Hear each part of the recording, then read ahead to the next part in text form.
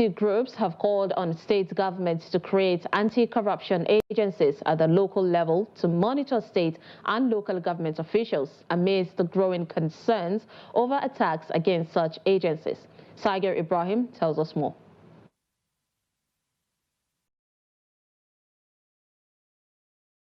The cohort, which includes notable transparency and accountability-focused civil society groups, are deeply concerned about the spate of malicious attacks targeted at anti-graft institutions for enforcing the rule of law. They say the attacks, which are often through sponsorships, insensitive opinion publications on national dailies, among many others, are all antiques used to shield politicians guilty of corruption.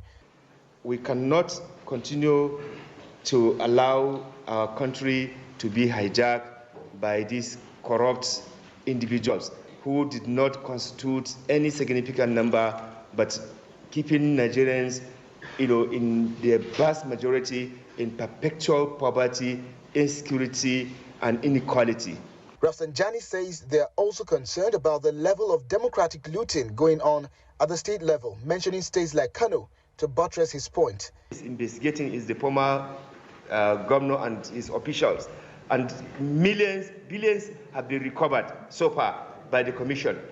And now with this connection at the federal level, they are actually watering down this effort.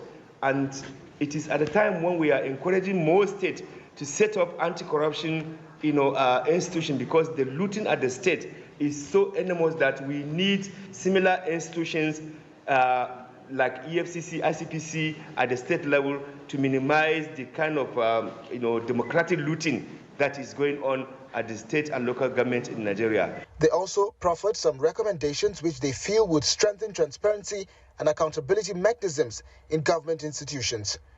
We urge the ruling All Progressives Congress Party and other political parties to take decisive action in purging its ranks by denouncing and breaking support with their members who are currently being investigated by anti-corruption agencies. Growing concerns over the declining levels of autonomy and integrity of the judiciary must be addressed.